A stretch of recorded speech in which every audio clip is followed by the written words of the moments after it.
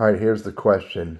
On desktop, how do I report an email as a scam? All right, here's an email I got from this company called Zenler. Now, do I want to report them as a scam? If I select it right here, the only thing I have the ability to do is report it as spam.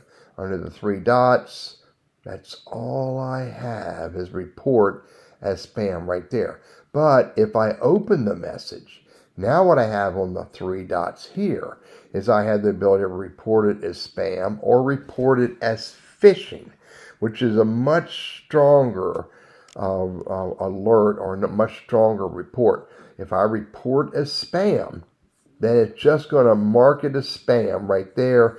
Bottom line is it just moved it into the spam folder right there. Now let's move it back out. Not spam. It's back in my inbox over here under updates. There it is. Let's open it again.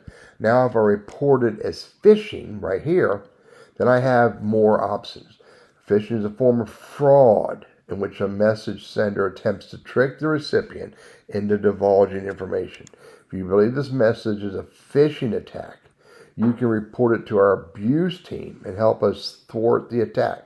So I could report it as phishing right here. Now, I'm not going to do that because that would be rude for me to do that if I don't believe it is.